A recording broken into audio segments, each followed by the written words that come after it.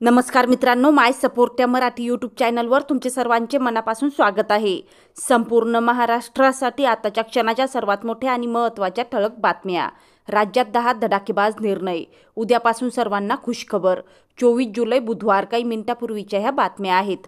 या संदर्भात सविस्तर माहिती या व्हिडिओत जाणून घेऊया।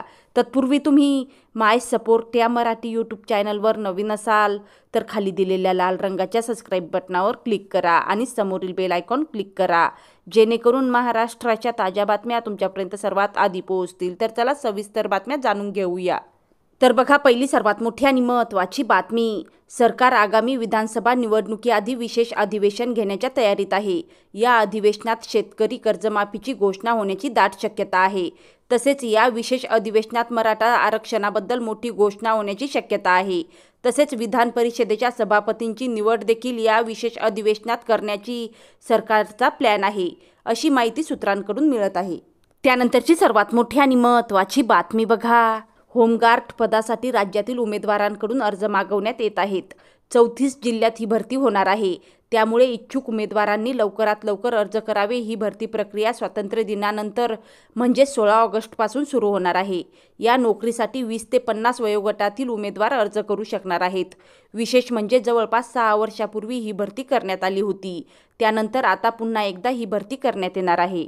त्यानंतरची सर्वात मोठी आणि महत्त्वाची बातमी बघा, मेडिकलला प्रवेश घेऊ पाहणाऱ्या लाखो विद्यार्थ्यांसाठी मोठी बातमी आहे।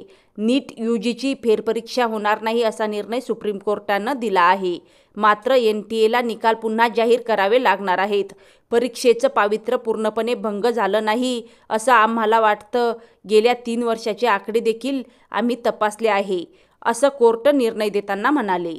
त्यानंतरची सर्वात मोठी आणि महत्त्वाची बातमी बघा, शासनाच्या वतीने राज्यातील शाळांमध्ये विद्यार्थ्यांना शालेय पोषण आहार योजना कार्यान्वित आहे।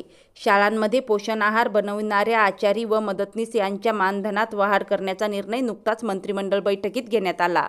या योजनेअंतर्गत कार्यरत असणाऱ्या स्वयंपाकी तथा मदतनीस यांच्या सद्यस्थितीत असणाऱ्या 2,500 रुपये प्रति महिना मानधनांमधील राज्य हिस्सांमध्ये 1,000 प्रति महिना इतकी वाढ करून 3,500 रुपये इतके मानधन अदा करण्यास मान्यता देण्यात आली आहे।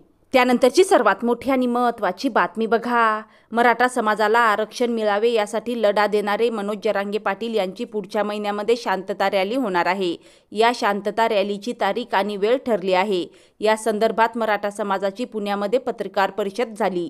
या पत्रकार परिषदेमध्ये मनोज जरांगे पाटील यांची शांतता रॅली येत्या 11 ऑगस्ट रोजी होणार असल्याची माहिती देण्यात आली आहे। त्यानंतरची सर्वात मोठी आणि महत्त्वाची बातमी बघा, ओबीसी आरक्षणावरून ओबीसी नेते माजी आमदार प्रकाश शेंगडे यांनी सरकारला निर्वाणीचा इशारा दिला आहे।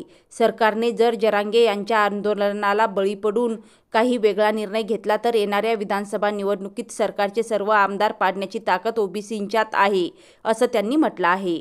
ओबीसी आरक्षणासाठी आता रस्त्यावरची लढाई सुरू करीत असल्याचे सांगत प्रकाश शेंगडे यांनी सरकारला इशारा देत 11 ऑगस्ट रोजी सांगलीत ओबीसी समाजाचा आरक्षण बचावासाठी एल्गार मेळावा आयोजित केला असून या मेळाव्यास 1 लाख समाज बांधव सहभागी होतील, असे प्रकाश शेंगडे यांनी सांगितले आहे।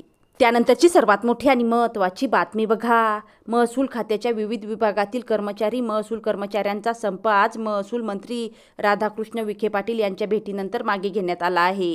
यावेळी मंत्री विखे पाटील यांनी संप थांबवण्याचे आवाहन करून वरिष्ठ प्रशासकीय अधिकारी व संघटनेच्या पदाधिकाऱ्यांची बैठकीद्वारे तोडगा काढण्याचे निर्देश दिले।